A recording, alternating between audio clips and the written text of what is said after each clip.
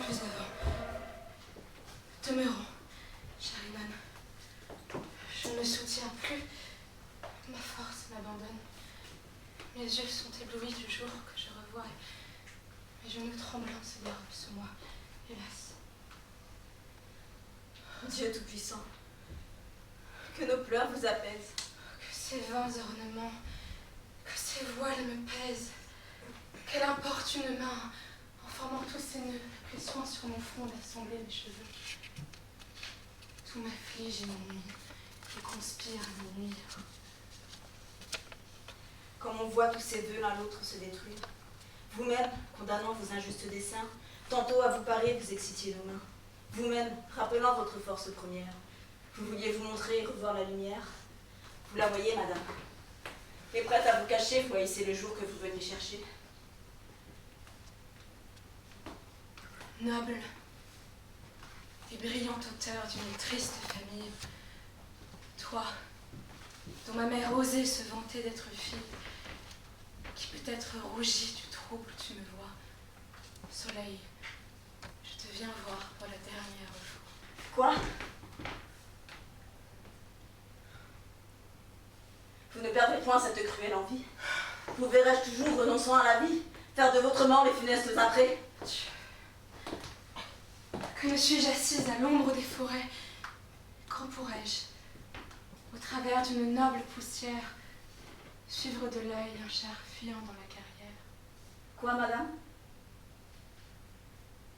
Insensé. Où suis-je? Qu'ai-je dit? Où laissais-je égarer mes vœux et mon esprit? Je l'ai perdu. Les dieux m'en ont ravi l'usage.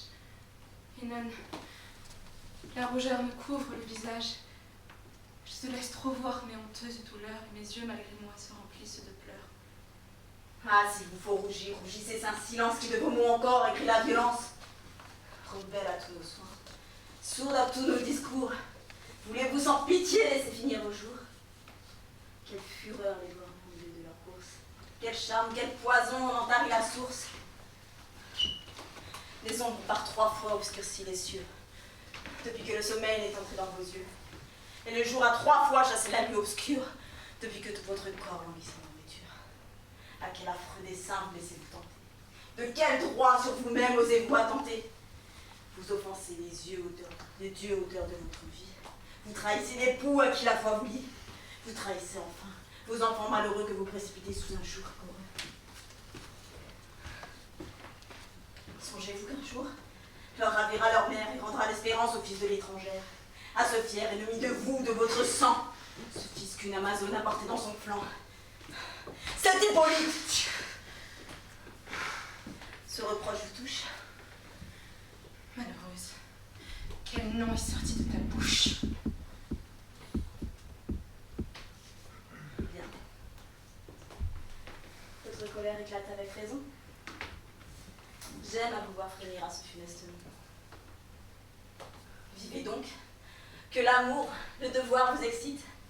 Vivez, ne souffrez pas que le fils d'une Scythe accablant vos enfants d'un empire odieux commande au plus beau sang de la Grèce et des dieux.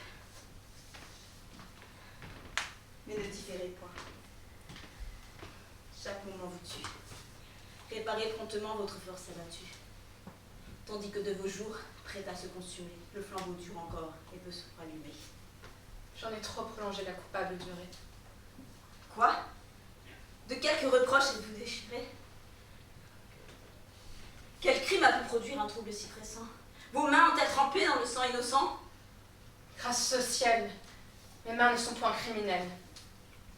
Plutôt Dieu que mon cœur fut innocent comme elle. Et quel affreux projet avez-vous tenté, dont votre cœur encore doit être épouvanté? Je t'en ai dit assez. Épargne-moi le reste. Je meurs pour ne point faire un aveu si funeste. Mourrez donc. Mais pour chercher vos yeux, et garder un silence inhumain. Mais pour fermer vos yeux, cherchez l'autre main. Quoi qu'il vous reste à peine une faible lumière. Mon cœur chez les... Mon âme chez les morts descendra la première.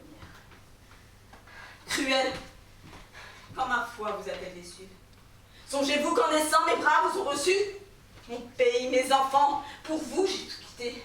Réserviez-vous ce prix à ma fidélité?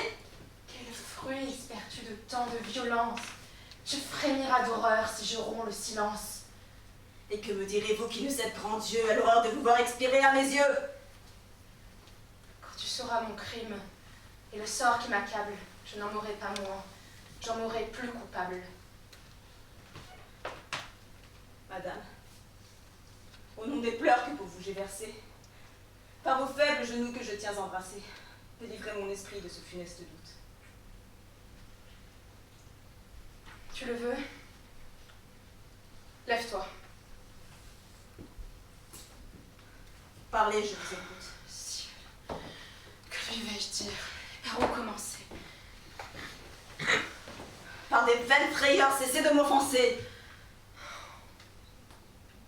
Haine de Vénus, dans quels égarements l'amour jette à ma mère. Oublions-les, madame. Et qu'à tout l'avenir, un silence éternel cache le souvenir. Ariane, ma sœur, de quel amour blessé vous mourûtes au bord où vous fûtes laissée. Que faites-vous, madame? Et quel mortel ennui contre tout votre sang vous anime aujourd'hui? Puisque Vénus le veut, de ce sang déplorable, je péris la dernière et la plus misérable. Aimez-vous? De l'amour, j'ai toutes les fureurs. Pour qui? Tu vas ouïr le comble des horreurs. J'aime. À ce nom fatal, je tremble. Je frissonne. J'aime. Qui? Tu connais ce fils de l'Amazone, ce prince si longtemps par moi-même primé? Hippolyte? Grand Dieu. C'est toi qui l'as nommé. Juste ciel. Tout mon sang dans mes veines se glace. Ô désespoir, ô crime, ô déplorable race. Voyage infortuné. Rivage malheureux. Fallait-il approcher de tes bords dangereux? Mon mal vient de plus loin. À peine au fils d'Égée, sous les lois de l'hymen, je m'étais engagée.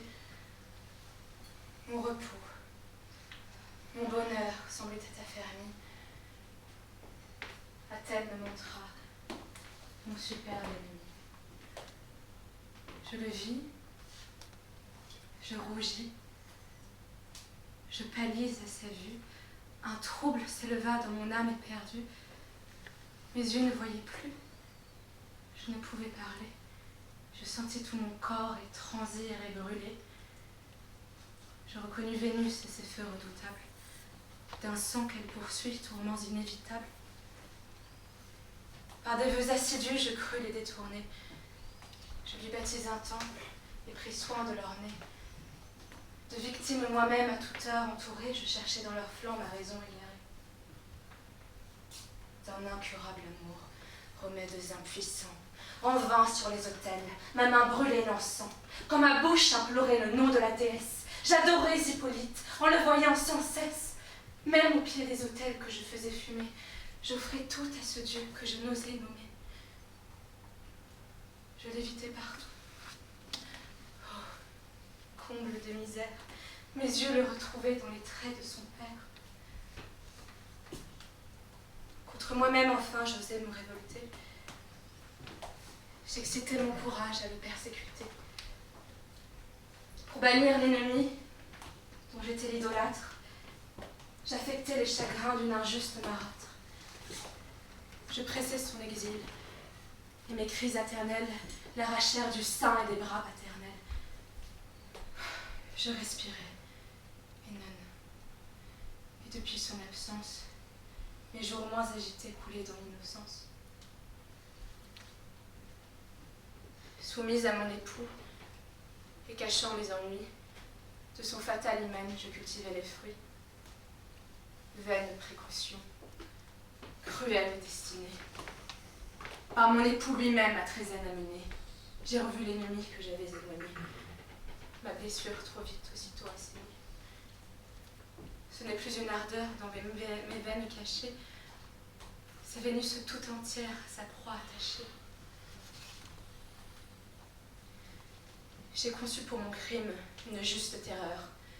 J'ai pris la vie en haine et ma flamme en horreur. Je voulais en mourant prendre soin de ma gloire et dérober au jour une flamme si noire. Je n'ai pu soutenir tes larmes, tes combats. Je t'ai tout avoué. Je ne m'en repens pas. Pourvu que de ma mort, respectant les approches, tu ne m'infliges plus par d'injustes reproches.